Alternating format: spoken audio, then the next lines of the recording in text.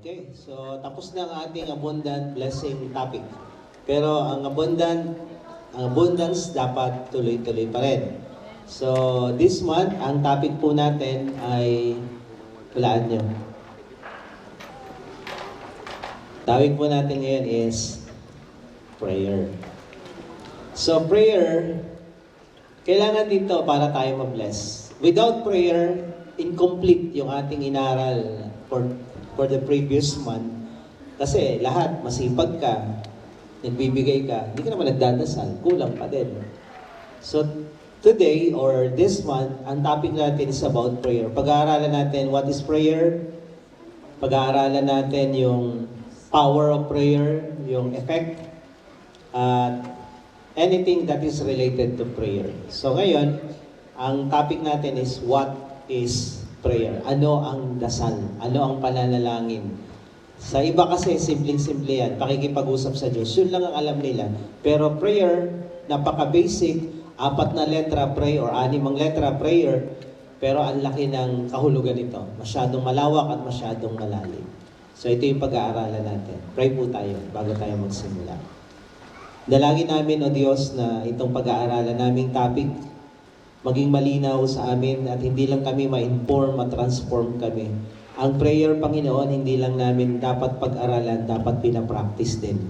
Dapat namin ginagawa ito. This is basic for our Christian life, our Christian walk, our relationship with you. Hindi pwedeng Kristiyano kami pero hindi kami nagdadasal. Kaya dalangin ko as we study this topic, Lord, ngayon pa lang, make us prayerful. Thank you, Lord. Surround us with your warring angels as we discuss this. Let your power and anointing flow upon us, Lord, as we study. Hayaan mo na yung banal mong spirito ang mag-implant nito sa aming isip at puso at magpapalago ng mensaheng ito within us so that we will be Christians who are prayerful. Thank you, Lord. We give you praise in Jesus' name. Amen. Amen. Sige, palakpakan natin ang Panginoon. What is prayer? Ano yung dasal? Okay? So, bibilisan na lang natin ng konti para matapos natin to. Number 1, basa. Prayer is communicating with God. Prayer is communicating with God. Parehas ba to sa talking with God? Yes.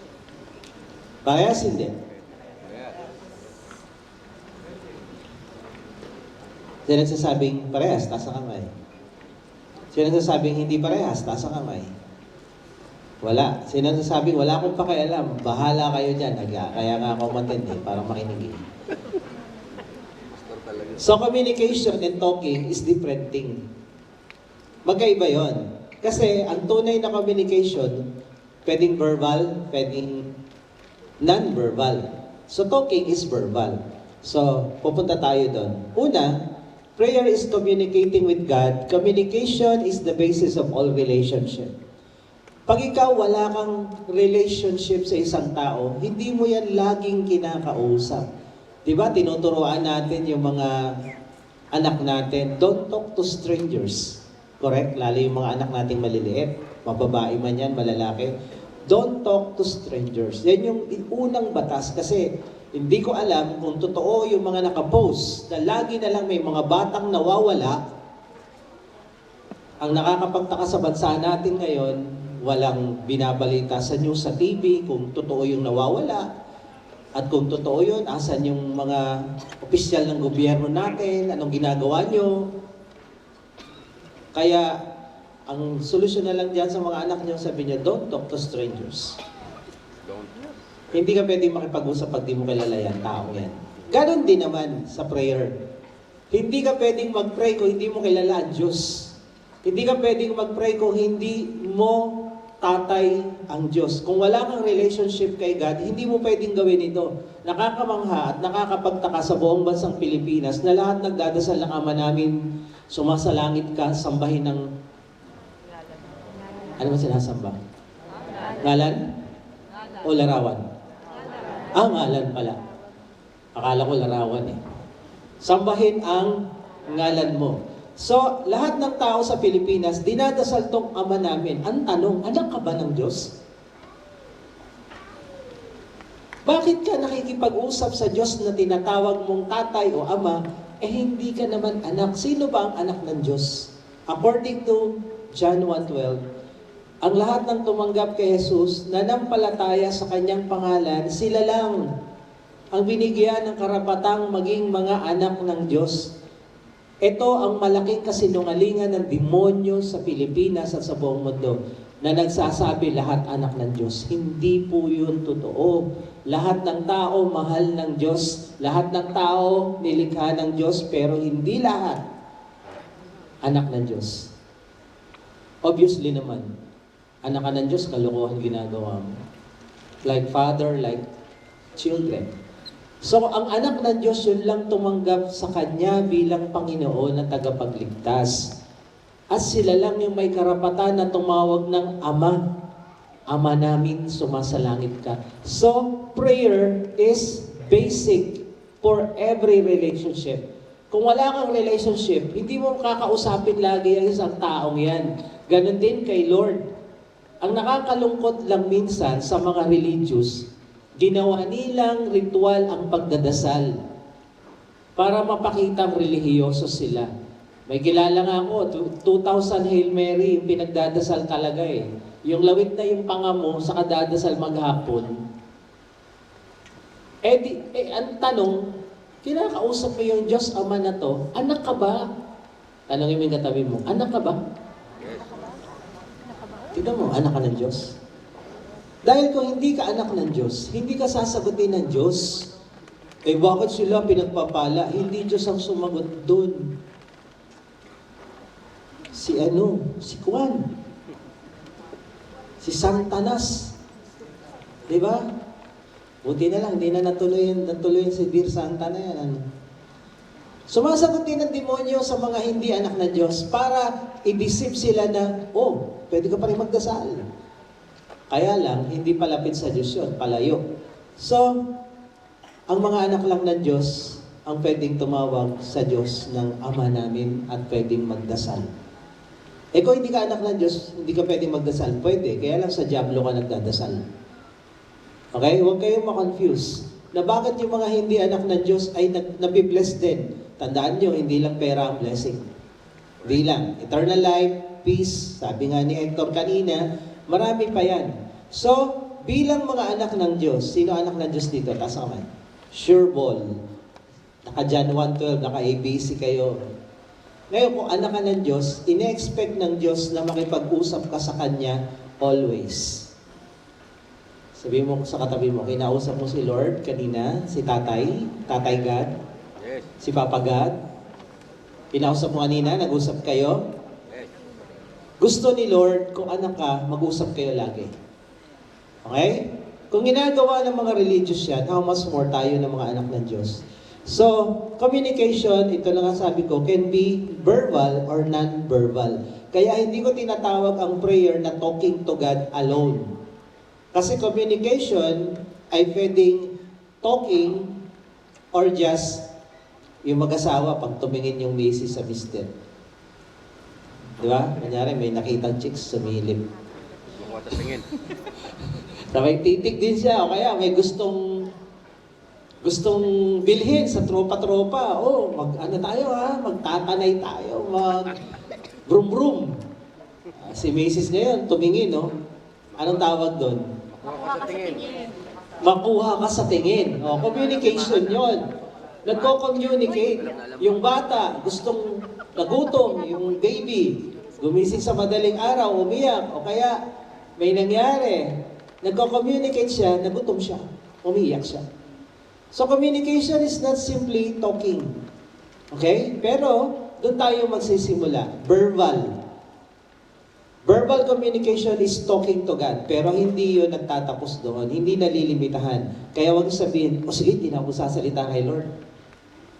Kailangan pa rin yun. Okay?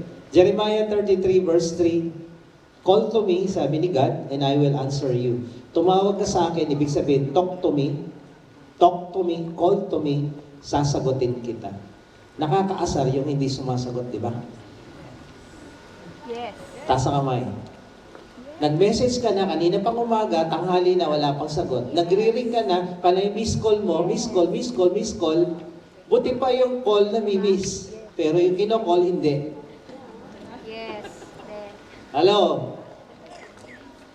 Nakakaasar yun. Kay Lord, pag tumawag ka, call unto me, agad-agad may sagot. Si Lord di nagpapaantay ng sagot. Either ang sagot niya, yes, no, or wait. Pero sumagot pa rin siya. Eh, ang tao, ang tagal. Ang tagal. Sa ngayon, sa mundo natin na magulo at maraming krimen na naman, pag hindi sumagot, nag-aalala ka lalo anak mo, di ba?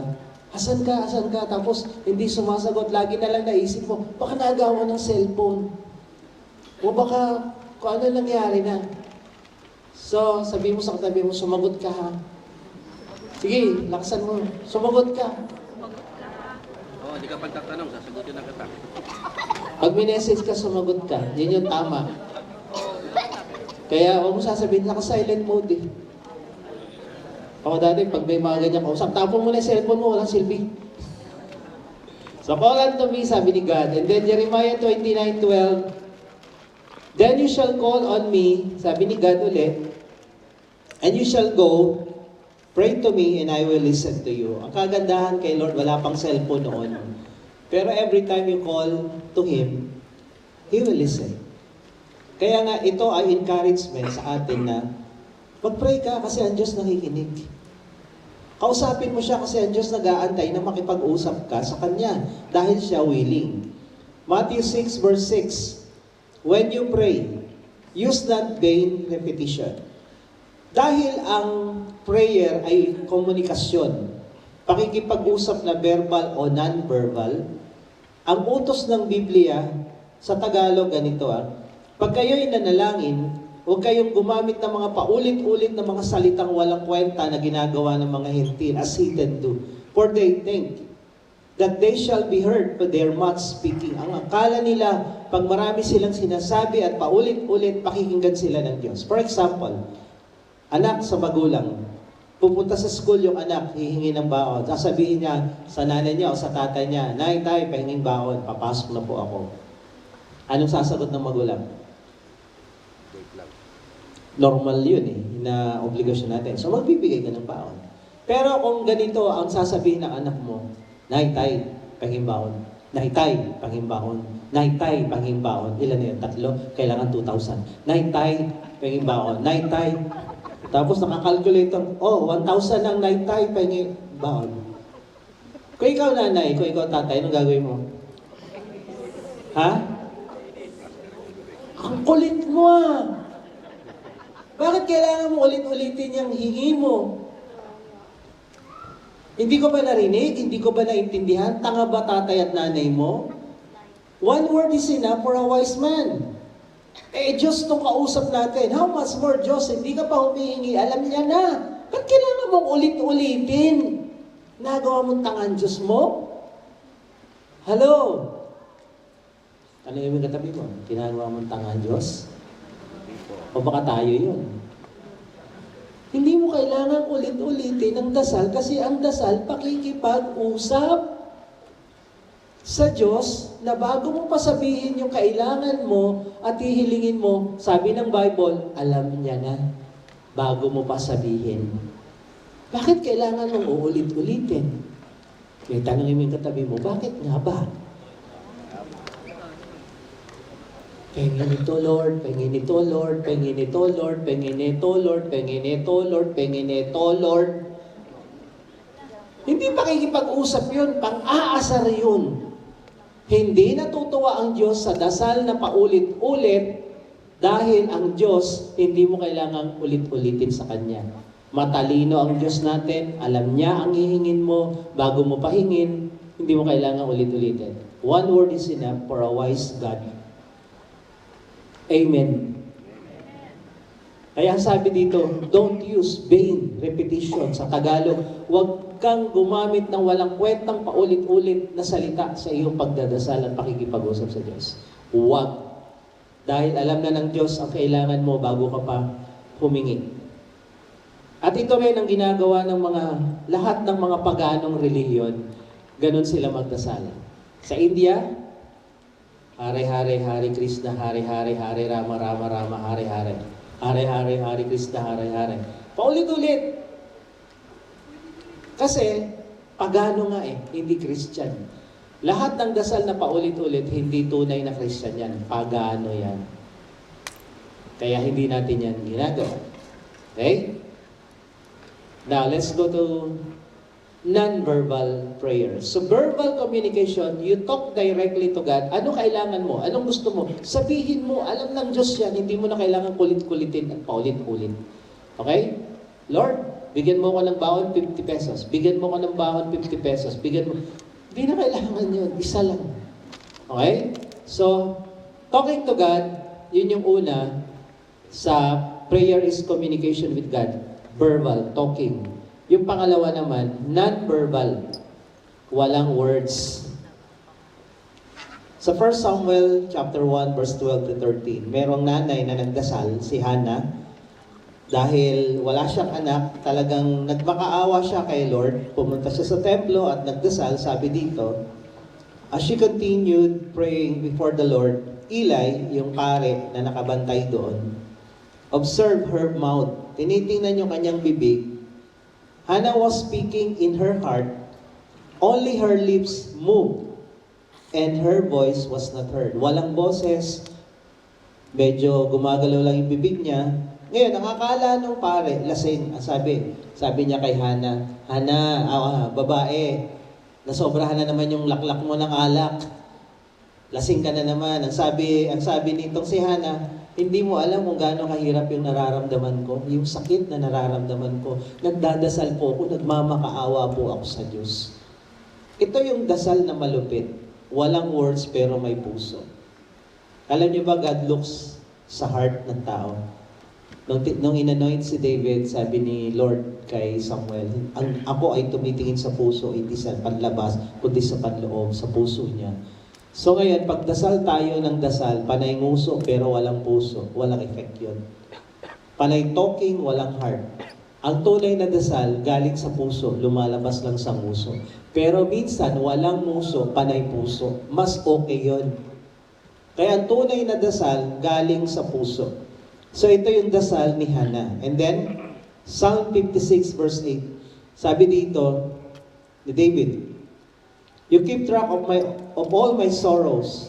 Kita mo yung paghihirap ko, yung lungkot ko, yung struggles ko, yung laban ko, yung problema ko nung nakaraan, yung pagbaha doon sa tindahan namin at yung nakabangga ako. Sino ba yan? Kita mo to, Lord. You collected all my tears in your bottle. Nilalagay mo yung luha ko sa botelya mo ng remembrance. You have recorded each one in your book. Ito yung tinatawag na liquid prayers. Wala kang sinasabi, nakayuko ka lang, nakaluhod ka lang, nakataas kamay mo, o kaya umiiyak ka lang. No words, but tears. Ito yung mga powerful prayers na hindi mo kailangan ng salita para maintindihan ng Diyos. Hindi mo kailangan ng 2,000, pengin ito, pengin ito, pengin ito, pengin ito, pengin ito. Hindi, iyak lang, tapos na. Naranasan nyo na yun, na wala ka nang masabi kay Lord, kundi nakataas lang kamay mo, surrender, Lord. Bahala ka na. Umiiyak ka lang nakaluhod. Sino yung nakaranas nito? This is a powerful prayer. Paglipas ng ilang araw, minsan agad, pag ganito ang prayer mo, ang bilis ng sagot. Kasi kitang-kita ni Lord yung humility mo, kitang-kita ni Lord yung puso mo, sincere ka sa ginagawa mo. Hindi pa na yung bunganga.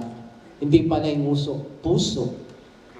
Kaya ang dasal, hindi lang nguso, puso. Sabi mo sa katabi mo, puso. Puso. Hebrews 5:7. Si Jesus, in the days of His flesh, Jesus offered up prayers and supplication with loud cries and tears. Sigaw, iyak, luha to Him who was able to save Him from death, and He was heard because of His reverence. So dito makikita nyo, hindi lang talking ang dasal. Pwedeng lifting hands, kneeling down, crying. May mga time na ganito, ang prayer ko, minsan kinakanta ko nga yung I cast all my cares upon you. Yung kanta ni Salty, nung pambata. Alam niyo yun? I cast all my cares upon you. I lay all of my burdens down at your feet. So pag nakaluhod akong ganun, tapos mabigat yung pinagdadaanan, yun lang, kinakanta ko yung pambatang kantang yun, tapos nililay down ko kay Lord, tapos wala na, tahimik na ako doon, nakatas na yung kamay ko, Lord, surrender. No words, no talk, only hearts and tears. Ito yung mga powerful prayer. I-try nyo to. Kung medyo matindi na yung pinagdadaanan nyo, tuhurin nyo yan. Tuhod lang katapat yan. I'll fight on my knees, sabi nga nung kanta. Romans 8:26, NLT version. The Holy Spirit help us in our weakness. For example, we don't know what God wants us to pray for, but the Holy Spirit pray for us with groanings. Sa ibang translation, sigh. Yung mga buntong hininga. Lord, hindi ko na kaya. Sa ibang translation, mga expression ng emotion mo without words na naiintindihan ng tao. That cannot be expressed in words. So meron palang dasal na gano'n na walang words. Emotional expression, emotional pain, tears, liquid prayer. Meron palang ganong prayer. So prayer is communication, but in two ways. Verbal, talking, and non-verbal. Action speaks louder than words. Pag nakaluhod ka, nakasurrender kang ganon, alam na ni Lord yan, hindi mo na kaya. Then God will take over. So, kung hindi nyo pa nagawa, gawin nyo na.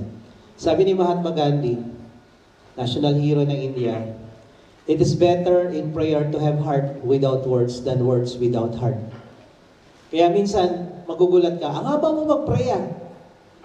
Display lang pala yun para lang masabing spiritic ka. Hindi sa pahabaan ng prayer to, sa palaliman ng puso to. Kaya nga I discourage public prayer na mahaba. Ako mismo.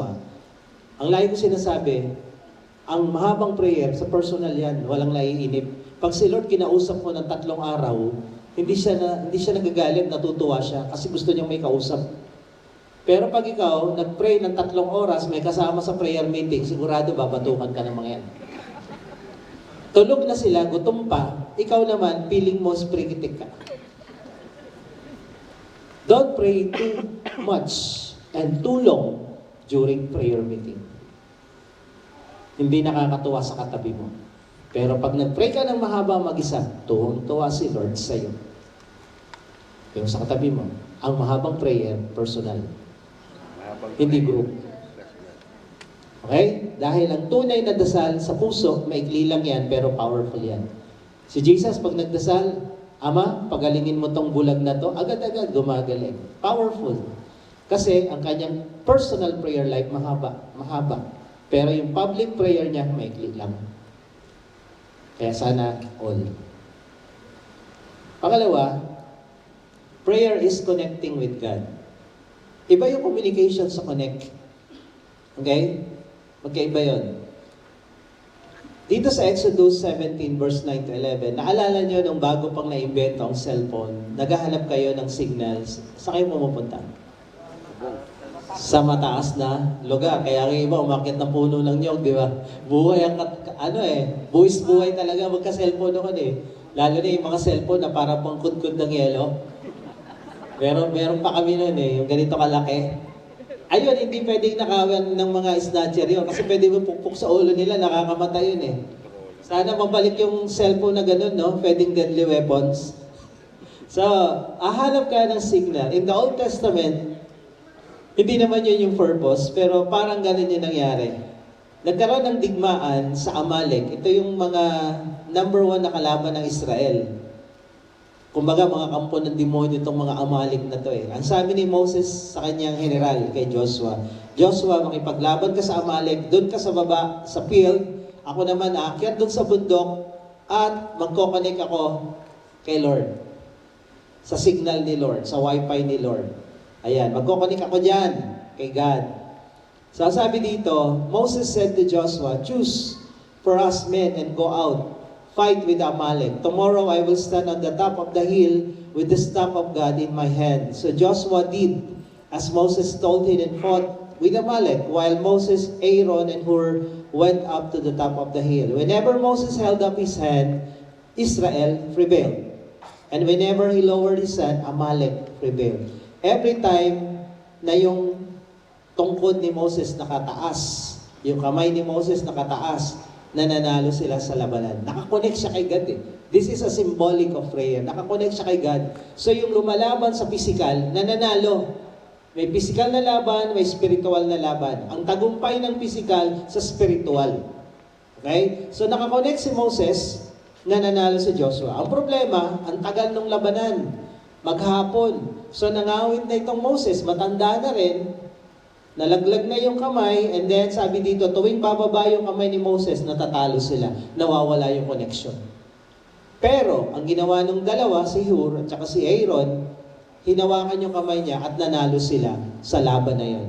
So it is symbolic of prayer na nagko-connect sila kay God, parang Wi-Fi connection. Sabi dito sa Hebrews 11:3,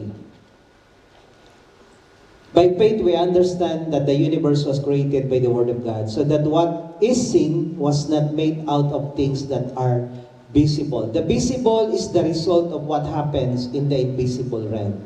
Ito visible, nakikipaglaban si Joshua dito sa baba. Pero doon sa invisible realm, sa langit, nakakonekta itong Moses at ang tagumpay galing doon, hindi dito. Doon ang tunay na labanan. Resulta lang yung nangyayari dito sa baba. Kaya kung hindi ka nagpipray, kahit anong sipag at diskarte mo, walang mangyayari sa buhay mo. Kasi ang lumalaban, ikaw lang. Sabi dito sa Tagalog, itong Hebrews 11:3, ang mga bagay na nakikita ay mula sa mga bagay hindi nakikita. Kung walang ganitong signal, nakakita na kayo ng signal ng internet? Pakita sa internet, malakas doon, dito tayo mag-connect. Nakita kayo ng radio wave, sound wave, nakita nyo radiation, nakita nyo hangin, hindi nakikita yan. Nakita nyo atom, molecules, nakita nyo, cell, nakita nyo. Pero lahat ng meron dito, matter, it's composed of molecules and atoms, electrons, protons. Lahat yan galing sa mga bagay na hindi nakikita. Kaya may nakikita dahil merong component yan na hindi nakikita. So ganun din ang spiritual. Lahat ng nangyayari sa buhay mo, sa buhay ko, sa buhay natin, galing yan sa spiritual na pakikipagdigma. Kung talo ka dito sa physical, malamang talo ka sa spiritual. Hindi ka nagdadasal ng matino. Kung nahihirapan ka dito, malamang hindi ka lumalaban doon sa taas. You need to fight the battle in the spirit world sa invisible realm para yung visible realm mo, makitaan mo ng tagumpay. At ang solusyon doon ay dasal. So when we work, we work. But when we pray, God works. Kaya kung tamad kang magdasal, walang mangyayari sa buhay mo. Nakakapagod ang buhay na to. Kaya nilagyan ni Lord ng component ng dasal ang pagiging Kristiyano para hindi lang ikaw nakikipaglaban at hindi lang ikaw nakikipagtrabaho, si Lord din. Kaya sabihin mo sa katabi mo, huwag kang tamad magdasal. Takasan mo, bingi yan. Huwag kang tamad magdasal. Huwag kang tamad makipag-usap sa Diyos. So prayer is communicating with God, prayer is connecting with God. Another example. Kunyari, bagong gawa yung bahay, nakakonekta na lahat. Ang gara ng aircon mo, ang gara ng lahat ng gamit mo. May wiring connected. Yan, alam ng mga engineers, architect, and electrician. The problem is, hindi gumagana lahat ng appliances kahit anong gaganda ng appliances mo at mamahalin. Kasi hindi mo siniswitch on. Para dumalo yung kuryente, kahit nakalatag na yung wiring niyan at nakalatag na, nakapwesto na yung magagara mong appliances, pero hindi nakakonect sa source, hindi nakakonect sa kuryente, walang kwenta lahat yan. Kaya nga pag nag-brownout, di ba, parang nagunaw na yung mundo natin, walang internet, walang wifi, walang Netflix, walang electric pan, wala lahat. Buti na lang may solar. Pero kung wala yon, doom. So dito, makikita natin, prayer turns on the power of God in us and through us. The moment na nag-pray ka, nandyan na si Lord eh. Nandyan siya. Kaya lang, you need to connect to the source. You need to connect, kumbaga sa saksakan, isaksak mo, idikit mo, o i-turn on mo yung switch para kumilos ang Diyos sa buhay mo. When you don't pray, God doesn't work. Hindi siya pakialamerong Diyos. Kaya nga sabi sa Revelation 3:20, kumakatok ako sa pintuan ng puso mo. Eh bakit kailangan kumatok? Eh siya naman lumikha sa atin. Nire-respeto niya yung free will natin. Ang demonyo hindi kumakatok, gigibayin yung pinto, papasok na sa buhay mo. So tayo, kaya nga sabi dito, a prayerful Christian is a powerful Christian. Kung ikaw piling mo, hinang-hina ka na sa buhay, lalamya-lamya ka na, gusto mo nang sumuko, pray. Pray. Kasi ang tunay na Kristiyanong nananalangin malakas sa harap ng problema, sa mga challenges, pagsubok, palaban yan, hindi yan paatras. Hindi yan sumusuko, palaban yan. Nahihirapan na, nasasaktan na, dugo-duguan, sugat-sugatan, laban pa rin. Bakit? Prayerful yan. Pero yung hindi nagpipray, dumaan yung problema. Ano, huwag na tayo umattend ngayon. Kasi, may problema tayo eh. Next Sunday, atin ba tayo? Dumami problema natin. Huwag na tayo atin. Third Sunday, mas maraming problema natin eh. The more na lumalayo ka kay Lord, the more na lumalaki problema mo at dumadami. At the more naman na hindi ka atin, backslide ka na. Pero ikaw ay prayerful na tao, kahit ano pang problemang dumating sa'yo, Satan will not win. Amen. Nothing can stand in a way of a praying Christian. Walang magtatagumpay sa'yo. Sa dulo, ikaw pa rin panalo. Happy pa rin ang ending mo. Amen. Amen? Amen. Tanungin mo katabi mo, ganyan ka ba? Ganyan ka ba? Yes. A prayerless Christian is a powerless Christian. Kaya sabi mo sa katabi mo, be prayerful. The power is within us. We need to turn it on through prayer. Si Lord nakatira dyan sa puso mo, sa loob natin. Nandiyan na yan eh. Parang mga cellphone lang. May mga lithium battery na yan sa loob. Pero kailangan mo i-recharge na lang. So ang sabi ng Ephesians 3:20, with God's power working in us, NCV version, New Century version, God can do much more than anything we can ask or imagine. God's power working in us. ESV version, sabi dito. Now to Him who is able to do far more abundantly than all we ask or think, according to the power at work within us. Higit pa sa iniisip mo, pinapangarap mo, higit pa sa pinagdadasal mo, kayang ibigay ng Diyos. At yung kapangyarihan para mangyari yun, nasa loob mo. Pero you need to activate that, you need to on, you need to connect. Kailangan mong mag-pray. Pag hindi ka mag-pray, the power is dormant. Pag hindi ka nag-pray, yung power doon sa loob mo, stagnant. Useless, walang kwenta, hindi mo nagagamit. But when you pray, kumikilos si Lord sa buhay mo at sa sitwasyon mo. Gumagawa siya ng himala. Nagkakaroon ng pagpapala. Prayer is spiritual recharging. Kagaya ng cellphone, kailangan mong i-recharge.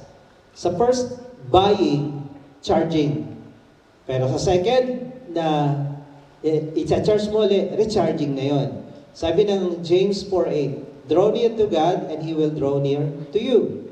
Matthew 11:28, Jesus said, come to me all of you who are heavy or weary and carry heavy burdens and I will give you rest. Pag ikaw lumalapit sa Diyos nagdadasal, nagkakaroon ka ng kapahingahan.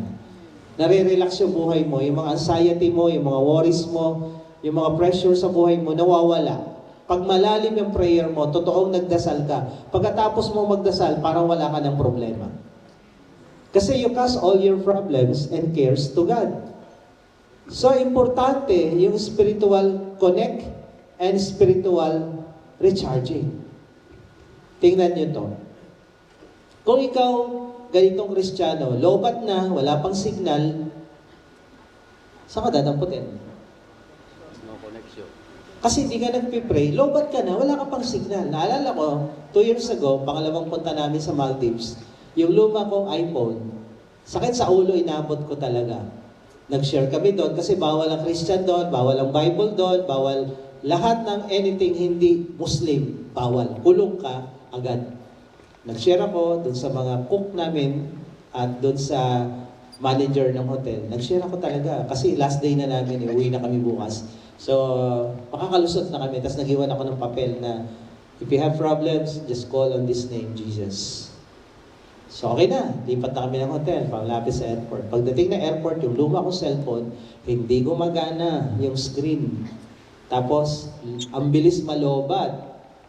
Tapos paglabas namin, may requirements pala na anong tawag nila, Enuma, dahil pandemic time pa yun eh. Nakalusot lang kami, pandemic.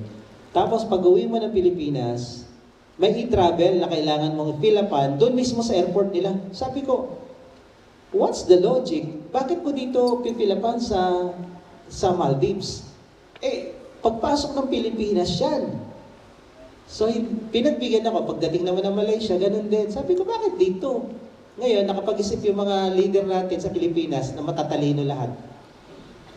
Na pwede na ngayong mag-e-travel dyan sa airport pagpasok mo. Sabi ko, dapat noon pa yung ginawa. Dahil yung cellphone ko walang signal, dahil yung cellphone ko luma, munti kami maiwan sa aeroplano. Tinatawag din pangalan namin. Hindi kami makaalis kasi hindi ko makabuksan yung mga site-site. Lobat, walang signal, delikado ang buhay mo pag ganun. Ngayon, spiritually, mas delikado. Pag yung buhay mo lobat, walang signal, walang silbi. Di ba? Magte-text ka lang, at alam ko, pag lobat yung cellphone mo, pati sa mga site, ang hirap mag-connect. Sa mga apps, hindi mo mabuksan. Di ba? Yung sa katabi mo, ang buhay na lobat, mahirap talaga. Lobat ka na, wala ka pang signal. Pag hindi ka nagdadasal, lobat ka na, wala ka pang signal. Tingnan mo yung katabi mo. Kumusta ka ngayon? Alin ka dyan? Gaano kalakas signal mo kay Lord? Kailangan mo pang umakyat ng nyog para makakonect? Kailangan mo umakyat ng bundok kagaya ni Moses para makakonect? Alin ka dito? Fully charged? Full bat? Gitna? O low bat? Wala nang signal, lobat pa. Tingnan mo yung katabi mo. Malalaman mo naman sa mukha yan. Malalaman mo yan. Pag malakas ang signal niyan, iba yung tsura niyan. Pero pag mukhang down, mukhang kamuwate mo. Wala yan, lobat yan. Walang signal, lobat pa. So, a prayerful Christian is a powerful Christian. A prayerless Christian is a powerless Christian. So, therefore, pray. Be prayerful. Sabi mo sa katabi mo, pray. Pray in the morning, pray in the afternoon, pray in the evening, pray every moment. Hindi lang minsan. Tingnan niyo to. Ganyan tayo pag malaki problema natin. Ang laki-laki ng problema mo, sunod-sunod, patong-patong, ang hirap lumaban sa buhay. Lalo na pag hindi ka nagpipray. Ganyan yung tsura mo. Nakikipagtitigan ka sa problema at mamaya-maya babagsakan ka na yan. Hindi ka na makakabangon. And then magtatanong ka, Lord, anyari? Why me, Lord? Ba't ako? So ganito yung tsura natin pag mabigat ang problema. Mga challenges. Pero the moment we pray, ito tayo. When we sincerely pray from the heart, ayan tayo. Yang mga giants na yan, wala yan, babalibag mo lang yan. Sabi ng Bible, when you pray, you can do all things through Christ. Tanong, nag-pray ka ba? Ito ka o ito ka? Asan ka ngayon? Nakaharap sa'yo ang mabibigat na challenges at problema at tinutulak mo ni konting movement wala. Pero when you pray, ito ang nangyayari. Okay? Prayer is asking God for help and reinforcement. Ang dasal ay humingi ka ng tulong sa Diyos at ng backup. Naalala niyo yung kwento ni Peter?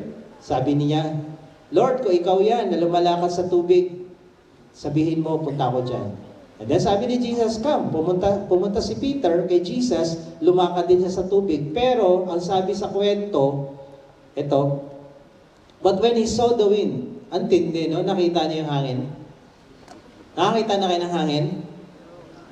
Alam niyo, pag ikaw depressed, pag ikaw may problema, pag ikaw nawala na ng faith, pag ikaw kulang na sa prayer, pati yung hindi nakikita mo na eh. Nag-hallucinate ka na eh. Nakikita mo yung mga problemang wala naman dyan. O kahit nandyan, biglang nagiging tangible yung wind. Nobody sees a wind. Pero nakita niya, when he saw the wind, although, literally, dahil yung alon sa dagat, tumaas, yun yung ibig sabihin nito sa Tagalog. Natakot siya, he was afraid and beginning to sink. He cried out, Lord, save me. Jesus immediately reached out his hand and took hold of him, saying to him, O you little of faith, why did you doubt? Tanong, kailan siya tinulungan ni Jesus?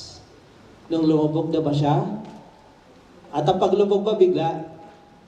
O merong measurement, lumubog muna yung paa. Kasi lumulutang sa ibabaw ng tubig eh.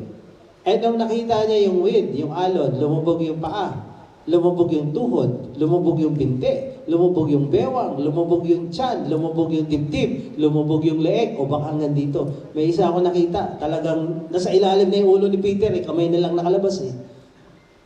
Kailan siya tinulungan ni Jesus? Nung lumubog yung paa, lumubog yung tuhod, lumubog yung binti, lumubog yung bewang, o lumubog yung tiyan, kailan? Tulong. Ha? Nung humingi siya ng tulong. Tingnan niyo.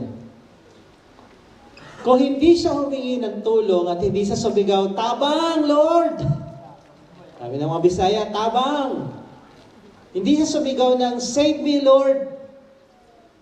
Hindi siya aabutin ni Jesus. Si Jesus nagre-respond sa dasal. Kaya, kung dito pa lang sa tiyan yung tubig at humingi siya ng tulong, diniligtas siya agad ni Lord. Kung dito pa lang sa tuhod, niligtas siya ni Lord. Kaso, hindi ko alam kung saan point sa mga picture na nakita ko, yung iba nandito na, dito sa drawing natin, ayan na, hanggang dibdib na. Natakot siya at nakalimutan niya na marunong pala siyang lumungoy. Alam niyo, pag nagpanik ka na, di ba, nagpanik ka na, nataranta na sa daming problema, swimmer to eh, mangingisda to eh. Sa Book of John, nangingisda sila, tapos nakahuli ng marami, nabuhay si Jesus, ulit, nakita niya doon sa pangpang, lumangoy. Nakalimutan niyang lumangoy, at nakalimutan niya marunong siya lumangoy, at nakita niya yung wind. Grabe, no? Grabe. Pero yung kagandahan dito, when you ask for help, immediately, Jesus reached out his hand and took hold of him. Kung anumang area yung pagkalubog niya, tuhod man, binti man, leeg, o lagpas ulo, when you ask God for help, God will help. Hindi tayo pababayaan ng Diyos. Amen? Kung sana lang maaga yung paghingi niya ng tulong, edi tinulungan agad siya. So, hindi natin alam kung anong level. Okay? Pero ang importante dito, you need to cry out to the Lord, "Tabang, Lord, help me, save me." Prayer is asking God for reinforcement. Dito tayo magtatapos. Nilusob ng Syria ang Israel. Actually, hindi Israel, si Elisha. Kasi nagtataka yung hari ng Syria. Tuwing lulusob sila sa Israel, napapalpak, na-ambush sila. Sabi ng hari, sino bang espiya sa atin? Meron bang Mossad dito na lagi na lang namamatay yung ating mga leader? So sabi ng Syria, boss, merong propeta sa Israel, si Elisha. Siya yung nagsusumbong sa hari. Ganon ha? Sabi ng hari, puntahan nyo, hulihin nyo, now na. So nagpadala ng maraming army ang Syria papuntang Israel para hulihin si Elisha. So madaling araw, nagising, eto. So he sent their horses and chariots and a great army, and they came by night and surrounded the city. When the servant of the man of God rose early in the morning, madaling araw, and went out, behold, an army with horses and chariot was all around the city. And the servant said, "Alas," hindi po barayan ah. "Alas, my master, what shall we do?" Nakita nung alipin ni Elisha, "Boss, napapaligiran na tayo ng mga sundalo ng Syria.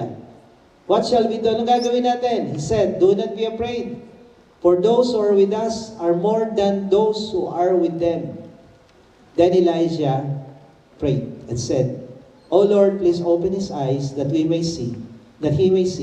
So the Lord opened the eyes of the young man, and he saw, and behold, the mountains was full horses and chariots of fire all around Elisha. Nandyan yung mga army, pero doon sa bundok ng Israel, nakapaligid, mas maraming army, mas maraming chariot na nag-aapoy, mga anghel galing sa langit, nag-reinforce para ipagtanggol si Elisha. So, pinag-pray niya para makita ng servant niya at sabi niya, tingnan mo, mas marami yung kakampi natin kaysa sa kalaban natin. Mas makapangyarihan yung kasama natin kaysa sa kalaban natin. Sabi mo sa katabi, mas makapangyarihan yung kakampi natin kaysa sa kalaban natin. Mas marami ang anghel ng Diyos kaysa sa demonyo. Kaya huwag kayong magsabi, ang demonyo kasi. Huwag kang mag-alala sa demonyo. Mas marami ang anghel ng Diyos. Hindi demonyo ang problema, ikaw ang problema, hindi ka nagpipray. Kaya sabi mo sa katabi mo, mag-pray ka na. Maya, umaga, tanghali, hanggang gabi, pray. Amen? Sabihin mo, huwag kang tamad mag-pray. Huwag kang tamad makipag-usap sa Diyos. Tayo lahat. Yan, palakpakan natin sila. The goal of this topic, the goal of our team for this month is to push us, to encourage us, to challenge us na mag-level up sa ating pagpipray. At tandaan nyo, nakita natin, narinig natin, ang prayer ay hindi religious practice lamang. Ang prayer ay hindi ito yung orasyon. Ang prayer ay komunikasyon. Ang prayer ay relasyon. Ang prayer ay pakikipag-usap sa Diyos at hindi kailangan ng maraming memorization. No. Hindi mo kailangan ng prayer booklet. Hindi mo rin kailangan ng prayer beads na ginagawa ng mga Muslim at ng mga Hindus at ng dati nating kinagisnan. Ang prayer ay puso. Patungong uso. Hindi mo kailangan makipag-usap sa tao at nakasulat, Nanay, may sasabihin po ako sa iyo. Teka lang po, next page. Hindi ganun. Hindi mo kailangan magbasa ng prayer booklet o kailangan mo ng bulitas. Nanay, tatay, gusto kong tinapay. Hindi ganun. Ang prayer is puso, nguso, patungo sa tatay mo sa langit. Yun ang dasal. Hindi mo kailangan ng props. Hindi mo kailangan ng papel. Hindi mo kailangan ng beads. Hindi mo kailangan ng kung ano-ano. Pag ikaw nakikipag-usap sa Diyos, ang kailangan mo lang puso. Pusong nasaktan, pusong luhaan, pusong duguan, pusong masaya, pusong pinagpala, o pusong naghihirap. Yun. Sabihin mo kay Lord yun. Be honest. Lord, nahihirapan ako. Lord, may problema ako. O kaya, taas lang ng kamay, iyak. Okay na yun. Pag umiyak ka kay Lord, naiintindihan niya na yan. Yun ang tunay na dasal. Amen? I hope today, matuto tayo magdasal ng tama. Yun ang tunay at tamang dasal. So before we close, sino po yung mga first-timer natin dito? Ngayon lang nakapunta. Pakitaas ang inyong mga kamay. Wagay-way nga po kayo. Kasi medyo mahirap tumingin dito, maraming ilaw. Sino po yung ngayon lang nakapunta? Taas ang kamay. Ayan. Ayan. Kung meron po, punta po kayo dito sa baba. Ipag-pray ko kayo. Tapos na tayo. Magka-closing prayer lang tayo. We want to pray for you. We want to bless you. Kung may mga gamit kayo, dalhin nyo na. Dahil hindi na kayo babalik dyan. Diretso uwi na po tayo mamaya. Kung may kasama kayo, nag-invite, samahan nyo po sila. Ayan. Kung wala namang kasama, mga usher, paki-guide them. Ayan. Welcome po kayo dito sa Johia. Johia is Jesus Our Hope International Assemblies. Kami po ay isang Christian group na walang tinataas na religion, walang tinataas na grupo. Kami po ang in-endorso namin na aming kandidato si Jesus lang. Bible lang. So, ano man yung paniniwala nyo, ano man yung religious background nyo, wala po kaming kontra dyan. Basta kami, pinipreach po namin ano ang laman ng Bible. Anong katotohanan ng Biblia. Because we believe Sabi ng John 8:31 and 32, if you will continue in God's Word, you will know the truth, and the truth will set you free. Ayan, palalayain tayo. At yung topic po natin ngayon is prayer. At nabanggit ko kanina, ang dasal na tinuturo sa atin ng Biblia, Ama namin sumasalangit ka, sambahin ang ngalan mo. Ang pwede lang magdasal sa ganitong dasal ay yung mga anak lamang ng Diyos. Balik tayo dun sa simula. Okay? So, sabi dito, ang pwede lang magdasal ng ganitong dasal, yung mga anak ng Diyos. At paano maging anak ng Diyos? Ang mga anak ng Diyos ay tumatanggap lang kay Jesus bilang Panginoon na tagapagligtas. To those who receive Him and believe in His name, He gave the right to become children of God. Para tayo maging anak ng Diyos, kailangan nating tanggapin si Jesus sa puso natin. And then, the moment na si Jesus nandiyan na, the only Son, the only begotten Son of God, magiging anak din tayo ng Diyos. At meron tayong access sa Diyos Ama na magdasal ng Ama namin. And every time na tayo magdadasal sa Diyos, agad nakikinig siya. Agad. Para yung mga baby, di ba? Pag umiyak yung baby nyo, kahit inaantok-antok pa kayo, kahit pagod pa kayo, babangon kayo dahil importante yung communication na ginawa ng baby nyo sa inyo, may gusto siyang ipahatid. Gutom siya o nagpupo siya or whatever, agad-agad lumalapit ang mga magulang. Yung tunay na magulang, matinong magulang, ay yung magulang natin sa langit, tatay natin, mas matino sa lahat. Isang salita mo pa lang, Lord, alam niya na yan, nandyan agad siya sa iyo. Kung paanong si Peter, ang sinabi niya, tabang Lord, help me Lord, agad-agad, immediately. Ang Diyos hindi nagpapabaya, hindi nagmamaya-maya. Every time you call on His name, andyan agad siya. Hindi ka niya pababaya, hindi ka niya iwan. Tutulungan ka kagad niya. Kaya, when you are a child of God, you have the privilege of communicating, connecting sa Kanya. So, before we end, binibigyan ko po kayo lahat ng opportunity na maging anak ng Diyos.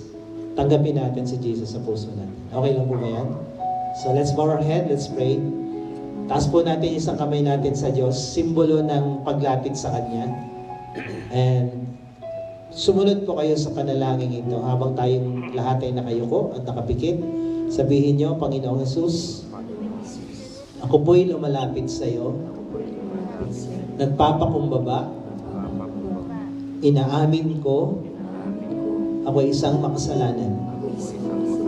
At wala po akong magagawa para iligtas, para ayusin, para baguhin ang aking sarili. Ngunit, Panginoon, ako po'y nananampalataya, kaya ka namatay sa krus, ay para tubusin ako, patawarin, at linisin sa lahat-lahat ng kasalanan ko. Panginoong Hesus, sa oras na ito, binubuksan ko sa iyo ang aking puso. Pinapapasok kita, tinatanggap kita bilang aking Diyos, Panginoon at tagapagligtas ng aking buhay. Salamat po sa pagpapatawad mo, sa pagliligtas mo, at sa pagiging anak ng Diyos sa oras na ito. Ito po ang aking dalangin sa pangalan ni Jesus. Amen. Ako na lang po magpe-pray, pwede niyo na ibabangin yung kamay. Lord, dalangin ko sa mga anak mo na lumapit dito sa harapan. Kagaya ng pangako mo, pag tinanggap ka namin, naging anak mo kami. At bilang anak, pwede na kaming magdasal ng Ama namin. At kagaya ng aming narinig, every time we call on you, God, immediately you will send help. Immediately you will come down. Immediately you will hear us. Hindi ka mahirap kausapin na Diyos. Napakadali mong lapitan. You're closer than whatever we think, Lord, na kung nasan ka man, hindi ka na sa langit, nasa loob ka na namin. Kaya I pray, Lord, maranasan ng mga anak mong lumapit dito sa harapan at lahat ng nandirito ngayon, pati na sa taas, hayaan mo, mapatunayan nila ang salita mo that when they call on you, nandyan ka agad. When they call on you, Lord, for help, you will send help.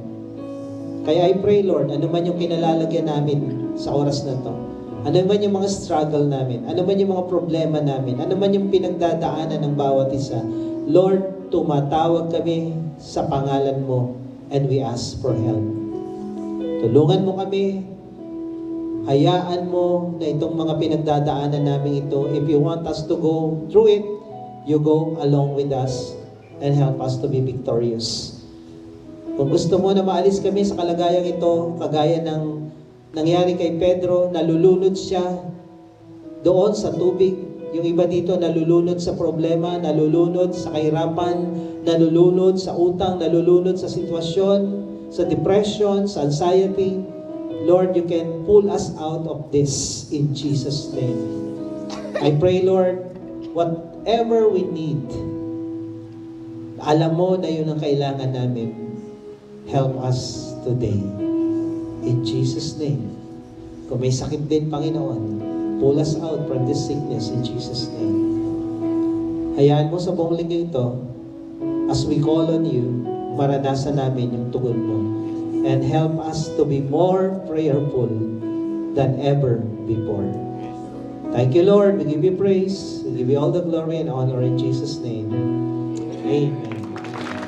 God bless you po.